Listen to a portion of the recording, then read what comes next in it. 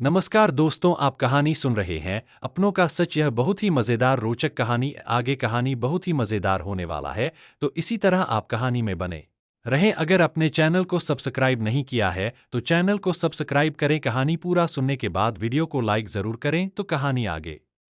अपनों का सच। कहानी। गोनू झा। गोनू वृद्ध हो चले थे। महाराज के दरबार में वे एक हस्ती बन चुके थे।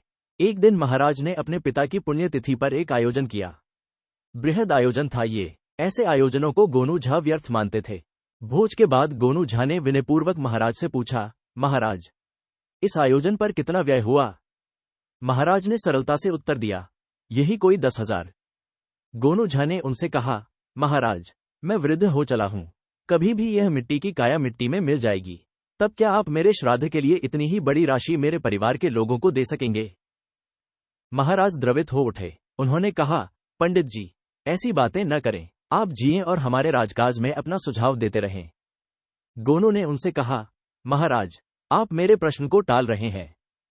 महाराज थोड़ी देर चुप रहे, फिर कहा, मेरा वादा है पंडित जी, यदि ऐसा हुआ तो 10,000 अविलंब आपके परिजनों तक भेजने की व्यवस्था हो जाएगी। इस घटना के कुछ दिन बाद ही अपने भाई भोनू झा के साथ गोनू झा नदी किनारे पहुंचे।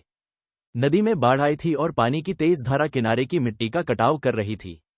भोनू झा कटाव देखने में मग्न थे। गोनू झा ने एक बड़ा सा पत्थर उठाकर पानी में उछाल दिया और खुद को पेड़ की ओट में छुपा लिया। भोनू झा ने छपाक की ध्वनि सुनी, फिर अपने पास भाई को नहीं पाकर बेचैन होकर इधर उधर देखने लगे। जब उन्हें गोनू झा दिखाई नहीं पड़े तो उन्होंने मान लिया कि गोनू झा को नदी लील गई है। वे विलाप करते हुए अपने घर लौट आए। घटना की जानकारी मिलने पर घर में मातम छा गया। घटना की जानकारी महाराज को भी मिली तो उन्होंने गोनू झा के श्राद्ध के लिए 10,000 रुपये राजकोष से अविलंब उनके परिजनों को सौंपने का निर्देश जारी कर दिया। महाराज के निर्देश के बाद खजांची का एक अर्दली गोनू झा के घर भेजा गया कि कोई आकर रुपए ले जाए। गोनू झा की पत्नी ने अपने पुत्र को भेजा।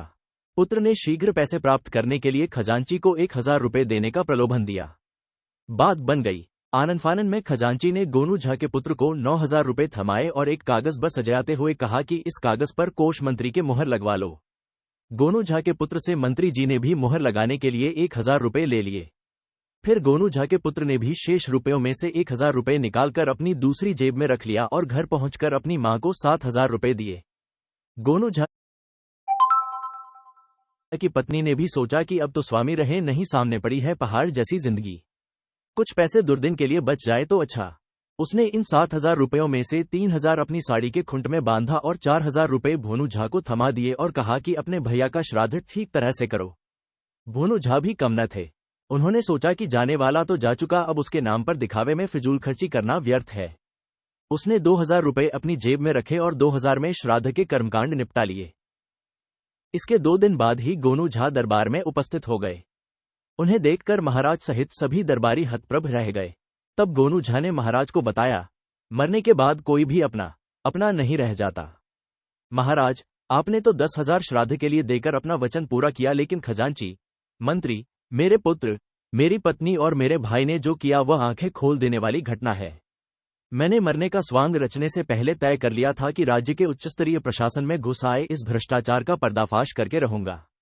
मैं बहुत पहले से इस बात की खबर थी कि मंत्री और खजांची क्या गुल खिला रहे हैं, इसलिए मैंने निजी तौर पर गुप्तचर लगा दिए थे। श्राद्ध के नाटक के दौरान में एक एक घटना की जानकारी मिलती रही। फिर उन्होंने अपने मरने के नाटक का भी खुलासा महाराज के सामने किया और कहा, महाराज, सत्ता जब भ्रष्ट हो जाती है तो जनता भी भ्रष्ट हो जाती है। अब हमें स्वच्छ प्रशासन के लिए कठोर कदम उठाने होंगे। महाराज ने तत्काल प्रभाव से मंत्री और खजांची को बर्खास्त कर उन्हें कारागार में डाल दिया। जब गोनू झा अपने घर गए तब उनके पुत्र, पत्नी और भाई ने उनके पैर पकड़ लिए और बिलख बिलख कर रो पड़े। तब गोनू झा ने सबको सीने से लगाकर कहा, पश्चाताप से आत्मा पवित्र होती है। भूल जाओ, जो हुआ सो हुआ। कहानी समाप्त हुई। धन्यवाद।